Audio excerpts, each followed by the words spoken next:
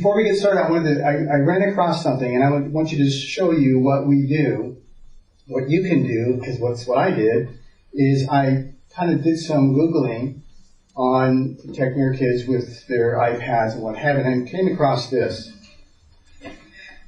You want to get the CNET how-to. So it's newsletters at cnet.online.com. Here's one article, and I subscribe to the newsletter, so that just came in the next day after last week. I went, oh, look at that. And this one has locked the iPad to just one app. Interesting. So you can give your kid an iPad and you can control what they do on that iPad. I never heard of that, didn't know you could do that. And here's an article that shows you how you do that. So if you get on their newsletter, you'll get this stuff and you'll get a little bit of tech savvy in terms of what your kids are working and living in. Okay? So just a little research, a little tool for you to use to better keep an eye on your kids and protect them. Okay, so just wanted to give you that example. Okay. I have a question for you. And I'd like some feedback on this. The thing I wish somebody would have told me about parenting when we first started out is what? What do you wish somebody would have told you, now that you're deep into it, that would have been helpful to you about parenting? Be flexible. Just as soon as you figure you got it together, something changes. Okay? Yes? They told me it would be hard, but never explained how hard. Okay. They said it was going to be hard, but not how hard. All right. What else? Anybody else? Yes? I actually told 2 teenagers this today. I said, whatever issues you have right now with a parent or a sibling or whatever, find a way to make peace with it before you leave the house, because it follows you the rest of your life. And I think that's the thing about parenting is whatever unresolved issues you had in your childhood or with dynamics within your family, it carries over into your own family. Right. So yeah, good word. I shared those psychology 101 with my 2 teens. Good word. Great. All right, here's a possible answer. Choices and misbehavior during late adolescence and young adulthood have much more lasting consequences than during early childhood and early adolescence. Therefore, we need to be much more vigilant, more involved with our teens. The kind of weird thing is that, they're getting more independent, so we don't have to be as involved, we don't have to be as aware because, they're more responsible, more independent. This is the time where they can really mess up their life. And so this is the time they really need you. But how you stay involved in their life is critical. Because if you do it the old-fashioned way, it just frustrates them. So we're going to talk about some new ways to do that. In fact, last week I mentioned that we're going to look at tools. Some new tools for parenting. And this particular session today is for early and middle adolescence. Next week I'm going to talk about late adolescence, 16 and on. This is from like 12 to 16. Okay? And again, your teen may be a little bit more mature or a little bit less mature. But this is for early and middle adolescence. We're going to look at 8 tools that will help and I think be much more effective in parenting your teen than using the tools you've been using that have worked. But again, these teenagers have turned into a different animal, right? And so we've got a different ball game going on here. We need different strategies. All right. Here's some scripture. It says in Ephesians 6:4, fathers, do not exasperate your children. Instead, bring them up in the training and instruction of the Lord. Now, one way, to define exasperate is to enrage. Now, have you ever had your kid just get so frustrated with you, become so enraged with you? Because you're frustrating them, okay? And using the wrong tool will frustrate them, will enrage them, will exasperate them. It's like you're treating me like a 6-year-old. You're making me crazy. Stop that. Yeah, but I don't know what else to do, so that's all I got. So, okay, hold on. I'll be back. I'm going to go take a seminar and I'll try something different. Okay? So that's one way to exasperate. We always wonder, well, how do we do that? Well, that's how we do that. It's when you use inappropriate or no longer appropriate tools because they've grown older. Some of you, when you go visit your parents, you feel like you're a little kid with the way they treat you. And then some of you don't want to go home for that reason. There was a time when I would go home, it's like for every mile I got closer to my parents' house, I lost an age. And by the time I got there, it was 5. And in fact, when I got there, my dad would say, I'm glad you're here. Would you mind taking the trash out? And I did it, right? And I'm thinking, what is going on here? This is crazy. It was exasperating, okay? So this is where we have to change the way we interact with our teens and respect them and acknowledge that they're becoming older. They're becoming your peers. Another scripture, Colossians 3:21. Fathers, do not embitter your children, or they will become discouraged. Okay? Now, to embitter is to stimulate to anger, and to be discouraged is to be depressed. Now, I think most of you know, you've heard this various places, where anger, depression is anger turned inward. You've heard that, right? So I'm enraged, but I'm afraid of you, or I don't feel it's okay to be angry at you, so I hold it in. And so I just hold it in, and it starts to wear on me, and it depresses me. So by using inappropriate tools or tools that no longer work is going to make me either get really mad at you or just kind of start to shut down and be discouraged and hopeless. So it's so important to make this shift with our parenting. Now, how many of you felt as your teen is getting older, bigger, stronger, smarter, that you've lost control? You've lost your power. Anybody feel that? It's like, whoa, what's happening? I mean, they're, talking to them is like, they're not listening, and I can't just pick them up and move them anymore. In fact, they could pick me up and move me. And sometimes they're just quick-witted, and I don't want to argue with them because they just kind of run circles around me, and I just feel totally frustrated. And you feel like I'm powerless. I'm losing my power. Okay? And here's the deal. You are not losing your power. In fact, you have more power now than you've ever had in your kid's life. Okay? And I'm going to show you how that is true. When I see teens in my office, many times I've done this over the 30 years of doing this, and that is the parents are sitting there, and I talk to the teen and say, hey, listen, I got a trick for you that will take all the power away from your parents. Would you like me to tell you what that is? And the teens go like, oh yeah, that's pretty good. And the parents are like, no, don't tell them that secret. I say, well, here it is. It's really simple. And I say this to the teen. All you have to do is not want anything from them. You'll take all the power away from them. And they're kind of like, all right, yeah. And then they kind of go, oh, this isn't going to work. Because I want too many things from them. And the more they want from you, the more power they give you. Okay? Because you have the power to give or not give. When you get a bank loan for your home, who has the power? They say, give me your personal financials. You better jump through the hoops, right? If you want it. Because they don't need you. You need them. They have the power because you want something. Now, what if a 16-year-old, and we've all seen this, a 16-year-old becomes emancipated because they're a child actor. And so the 16-year-old says, hey, you want me to buy a house for you? Who needs who more now? Is the question, right? So they need more now from you. And what they need from you is costs more, takes more time. Okay? And so there's a lot of power that you have. And I'll show you how you give away that power in just a little bit. And then you get frustrated. Okay? And what you do is what no business person, what you do with your teen doesn't happen in the real world. So not only does it not work for you, but you're not getting your teen ready for the real world. Okay? So we'll be there in just a minute. So that's what I tell the teen. I say, you know what? If you want to take all the power away from your parents, just don't want anything. And I don't know about you, but like every 15 minutes, my kids come up to me and say, hey, Dad, would you, they're always coming for something. Can I borrow, they're just always coming with stuff. Because they got a lot of things going on in their life. Okay? And the resource that you have are money, right? Do they have money? They don't have a job. There's no way for them to get money. it takes money to get around in this world. Have you noticed that? Okay. And so they need money. You have money. They also, they need knowledge. You have knowledge. So there's a lot of power. There's a lot of things that they have no clue about. Okay. My daughter, when a couple of years ago, she said, hey, Dad, I'm going to buy a car. Would you go with me? So I don't get, taken advantage of? And, she was, I think, 22 at the time. And I said, sure, I'd be happy to help you. But I had knowledge that she didn't have.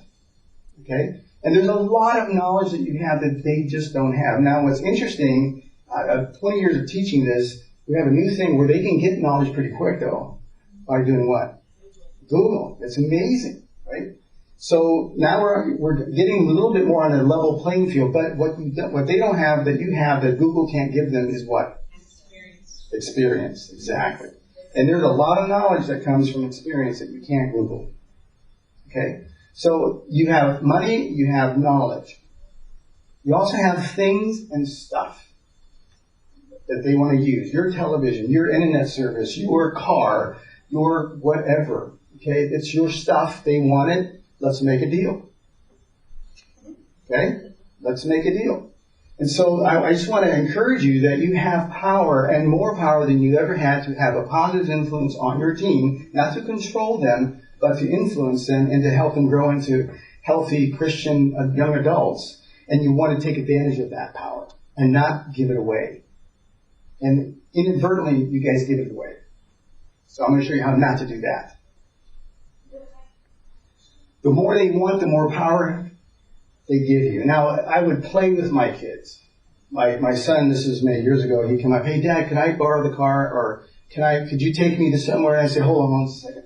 Let me just, okay, go ahead and ask me again, because I want to just feel the power flowing into my being. If you ask me, go ahead, tell me what you want. Yeah. And he goes, Dad, will you stop it? I'm just making the point, like, yeah, you want to be nice to me, right? Because you want some stuff from me, so make me want to. But if you treat me lousy, why would I do that? Okay? And I'll show you why some of you, they'll treat you lousy and you still do nice things. Right? But the bottom line question here is this. Who needs who more? Now, where we parents we give our power away, one way is that we feel that I need their love, I need their, they like me, and so I'll give up all kinds of stuff, and that has great power for them, and they'll take advantage of you. I remember having a conversation with one of my kids where I said, listen, you know what? I don't like you, or, I said no to something, or I just wouldn't, cooperate with him on this particular thing. He says, well, I don't like you, and whatever. I say, listen, you know what? You don't have to like me. We don't need to be friends, because you got a lot of friends, and you have people that like you, but you only have one dad. And my job is to be your dad, not your friend, and not for you to like me. So if I give up being your dad, you're lost, because you got no other dad. I'm it. But you can find other friends. And right now we may not be friends, but I'm going to be your dad. Okay? Now, in the context of being a yes dad, that's easier to take than in the context of being a no dad, where all I say is no, no, no. That's harder to take. Okay? Now, let me talk about another thing. And this particular concept is where, remember, one of the things we talked about at the very beginning of my session was respect. We want more respect. And most parents that I talk to, they complain how we don't get much respect. These kids don't respect us. Okay? And there's a reason for that, and we participate in that reason without knowing it. And it goes something like this. Watch this. In the therapy room, I've often done this. I'll ask the teenagers, I have the parents and I have the teenagers. Sometimes it's just the teenager. But I'll ask them this question. I say, listen, if I could ask you to give yourself a grade for your school performance, for the way you do your chores, the way you cooperate with your parents, the way you cooperate with your siblings, the whole ball of wax. If you could just give that whole world your experience of your performance, what would you give yourself? And I've been amazed how honest these teens are. C, D, F. They'll call it. They know. They're straight honest. I rarely have said A. It's like, really? Come on. That's not happening. They're usually very accurate about their assessment on that. Okay, so let's say he says, I'm a C or C minus. Okay, now, next question to the team. If I could get you to come up with a grade for your parents in terms of how they treat you, the food they buy for you, the clothes they buy for you, the fact that you have your own room, the fact that you have internet access, the TV, and you have your, all these benefits, go on vacation, all the stuff that happens by living with this family. Okay? If you could give your parents a grade, what grade would you give them? And they're pretty accurate there too. In fact, I see parents giving themselves a lower grade than the teen does, often. But the teen would usually say B or an A. Okay? So let's just say that the teen says they're an A. I've had some say A+. So now watch this. So here's the assessment of this. So what you're telling me is you have a performance of a C-, and you're getting an A lifestyle. Yeah, I suppose that's right. So what's wrong with that picture? What's wrong with that picture? You have to take care of yourself. Right. Two things happen. One is they're not getting ready for the real world, because that don't happen. Second is, who's getting over who? Kids are getting over the parents, right? It gets worse, though. It's worse than that. Because here's human nature at work. So let me get this straight. If I do C- work and I get A lifestyle, I wonder what would happen if I got a D. Would I still get an A? Let's try it. Let's just see. Let's shut this down a little bit further. How about an F? It breeds doing even less. Okay? Less performance. Let's take it into our world. You go to work for 40 hours. What do you expect to be paid for? How many hours? 40 hours. Okay. What if you showed up for 30 hours and you got 40 hours worth of pay? Really? Okay. Must have been a mistake. Next week you come in for 30 hours, you get paid 40 hours. Initially it's like, this is cool, I like this, but what are you going to start thinking about your employer? They're a sucker. It is. You start to lose what? Respect for your employer because he's being an idiot, right? How does that work? But then the other human nature kicks in. So let me get this straight. I come 30 hours of work and get 40. What happens if I come for 25? How about if I just send you my address and you just send me the check? Why even come to work? Why? But that's what happens. And that's what we do as parents, is that we give them an A lifestyle and we get D performance or C performance. And my way of responding is, listen, I'll meet you wherever you want to meet.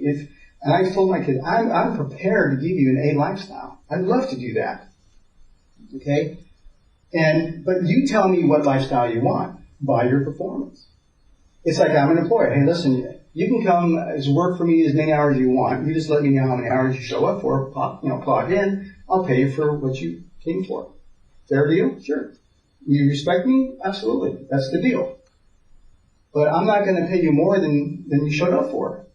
That's what happens in the real world. And somebody said that they're not really preparing them for the real world because then they're shocked. They go surfing and they lose their job. Well, why? I lost my job. The surf was up. I didn't go to work. I went surfing. Now I get fired for that? It didn't happen in my house. What's going on here? What kind of world is this? And they weren't prepared for that. Okay? But the key element here is that they lose respect. Okay? Because they're getting over on you. And it's hard to respect you. Initially, you're kind of cool and you're nice. After a while, it's like, wow, really? You guys are clueless. You don't know what's going on. And so they don't respect. So you have to create a job description for each child and change it every year. We're talking generalities, so we're not going to get detailed and be specific, but there's a generality that says, you're cooperating with me, I'll cooperate with you. You cooperate half, I'll meet you where you are. Now, there is a place for grace. Where I'm just going to be great. I'm going to do this for you. You didn't deserve it. And, because we want to teach him about our God and how he operates. But that's not where you live. Right? And there's logical consequences. Doug's going to talk about that in a later session that, there's consequences to what you do. But when you have a D performance and A lifestyle, that blows up the consequence thing, doesn't it? It's like dropping a ball and it doesn't drop. It's like something's wrong. Yes. I'm a strong believer in that philosophy, but one of the things I struggle with is that leading from consequences or rewards to driving. And I'm very uncomfortable when I feel that I'm driving my child to performance. Do you feel your boss is bribing you to come to work by paying you a salary? No, but I also don't say, hey boss, I'll do this if you give me that. You kind of did though, to get the job. I mean, that's how that relationship started. So you have to be careful how you interpret. I mean, you can interpret it that way, but I don't see it that way. I see it as a fair deal and as an upfront thing. Okay, and it's just, I mean, we all work with those kinds of, interactions. Are we being bribed by, paying our mortgage on time and being late? I mean, that's how it works out there. Yes. Last week with my son, he asked me, Mom, can we work out a deal where if he has his room cleaned before school, so if I get my room cleaned before school and I do my homework, can I have my iPad every day after school if I get everything done? And he said, yes, I like that idea, but if you don't clean your room, don't make your bed, and you get home after school, you can't make it up later, make your bed, and then get it because you did your homework too. He goes, well, that doesn't make sense. Why? And I said, well, because in the real world, if I don't answer calls in time, I'm making thousands of dollars in business. And calls, but they'll say, oh, that's fine. I just went to this other filter. And I said, so I need to teach you these lessons before you go out and lose thousands of dollars in consequences. And he goes, Mom, definitely keep that rule. I like it. It's a good one. Yeah. Because I can respect you. Our kids want to respect us. We need to interact with them in a way where we're respectful. Okay, where they're not getting over on us.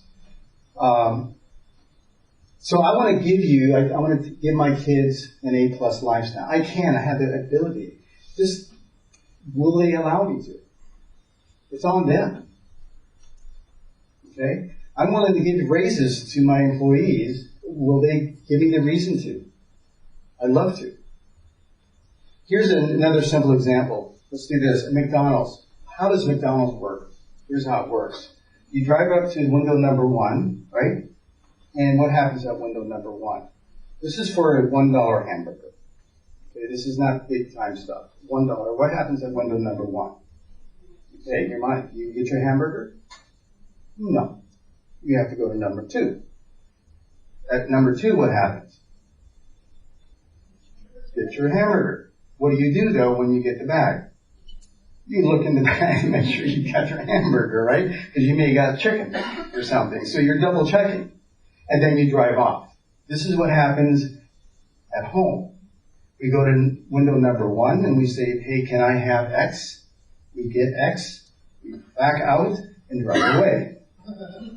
And then parents are looking out the second window going, hey, wait, give me my money. So we give it away before we get what we want. And you lose respect. Okay? So, now this is kind of bare bones. We'll soften it up, but you get the point is that, and what you're touching here is that if you're faithful in a little, you'll be given much. So how do you develop faithfulness? How do you develop trust? By having small transactions where they're being reasonable, you're being reasonable, and it worked out well. Okay, we're meeting on each other, at the level that they choose. And then we go to the next level. That's just what happens. How do you build your credit when you become an adult? We'll give you a little bit of loan and we'll see what you do with that. So we tend to give it away before we get what we want. And then we just are frustrated and get mad at them. And then what happens to the relationship? You don't like them, they don't like you, nothing's changing, and it's just a lot of frustration. Right. So and the bottom line here is you're building respect by doing this. So let me talk about some other tools to do that. So first of all, one of the tools we're going to talk about is majoring on the major. What are the majors? We talked about it last week. What are the big 3?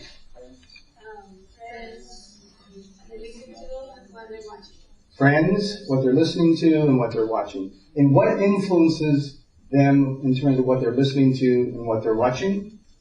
Their friends. That's why friends is number 1. So you want to major on the majors and minor on the minors. That's why I'm saying no to these big ones, and I'm very flexible on all the rest. Okay? And on all the rest, I'm making deals. Let's make a deal. That's all we do all day long with people. You want some milk? Give me $2. I'll give you some milk. And we're making a deal. And you always have the choice to say, I don't want to do that. But that's how we work. Okay? That's how it happens. So with majoring on the majors, that means you need to let them explore within reason. They're going to try a lot of stuff. Teenagers change their minds how often? Constantly, every few seconds. They like this, and I don't like this, I like this. I like this boy, and then I don't like this boy, I like this boy. I like this clothes. And it's a lot like this. If you've ever gone shopping, particularly you ladies, sometimes you'll go shopping, and you're not quite sure even what you're shopping for. Okay? We men are hunters. We know what we want. We get it. We get out. End of story. Women go shopping, and let's just see what happens. So they try things on, and then you look in the mirror and go, oh, no. And then you put something else on, it's like, oh, that's nice, I'll put that here. Try something else, oh, no. And that's what teenagers are doing. They're trying on all kinds of stuff. They're trying on friends, they're trying on fads, they're trying on language, they're trying on all kinds of stuff. And we parents, we panic when they try something on and go, oh my gosh, they're going to do this for the rest of their life. No, this is going to last 10 minutes. And then they'll be on to something else. And so you want to give them a little bit of room. And one thing that I've used to help understand this is, imagine, and this is the roller coaster ride with teenagers, so imagine being on the freeway as a way to illustrate that. So now they're in a car and you're behind them. And their erratic driving is this. They'll step on the gas and go fast, and then they'll hit the brakes. Then they step on the gas and then hit the brakes. Then they kind of go slow, then they go fast and they hit the brakes. So what they're doing is they're going like this down the freeway. Fast, slow. And you're right behind them. So you're on the ride with them. I mean, you're just going. So how do you stop the madness? Well, some parents, what they'll do is they'll say, you know what, this is crazy. I'm leaving the freeway. I'm done. I don't need this. Okay. The other one is just to stay up with them and just try to yell them and get them in control. Another thing to do is back off a little bit. Let them do what they're doing while you track with them. So they're doing all the madness, but you're kind of staying with them. And so you're not panicking at every little move that they're making because they've changed their mind every 10 minutes. So let them try new things. Even encourage them. There was an article out in Newsweek. It says how to say no to your kids. I'm thinking, no, let's learn how to say yes to our kids. We're good at saying no.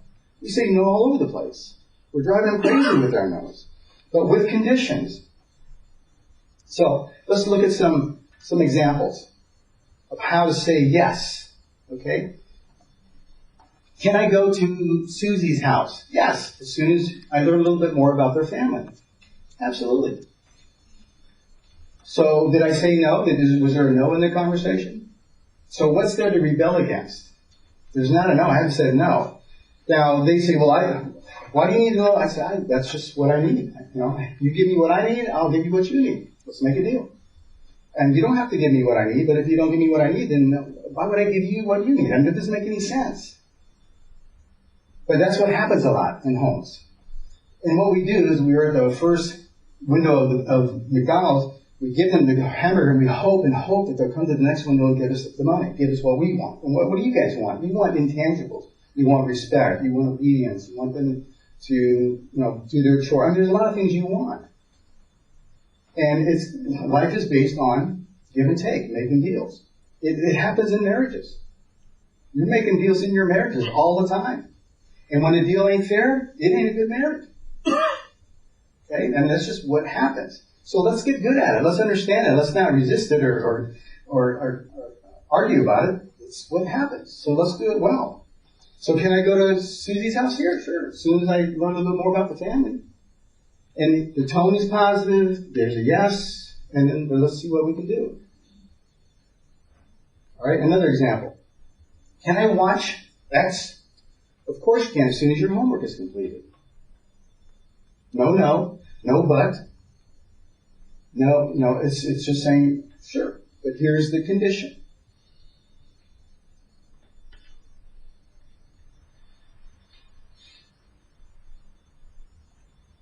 Can I have my ears pierced? This happened in our home. I think I told you the story about the pastor who came with his family. His son was 16, had an earring. I'm thinking, oh great, now my son's, and sure enough, he came to me and said, hey Dad, can I get my ears pierced? He also we made a deal on buying him a guitar. I'll tell you what, we'll get the guitar, we'll go in halves, and you pay that, and then, we had a deal going. And so I said, you know what, let's talk about piercing your ear as soon as we finish the deal with the guitar. Did he hear a no? Did I say a no? Now, what's the tactic there? Delay. Why do we delay? Because they change your mind every 10 seconds. And, I'm not going to create a big cause and a big battle over something that's not going to be even in their minds 10 minutes from now. So you delay it a little bit. But it's got to be a legitimate delay. Now, talk to me later, I'm busy right now. No, that's not delay. That's just putting them off. But I look for, as soon as we get this done, then we'll do this. And then he'll go, I'll never get this done, so I guess it's pointless to do this. It's like, well, if you're not faithful in this, why would I work with you on this? So I'm giving you an opportunity to be faithful and to grow and to be a man of integrity. Keep your word. All these things are important. How do we find out how we build that? By little things like this.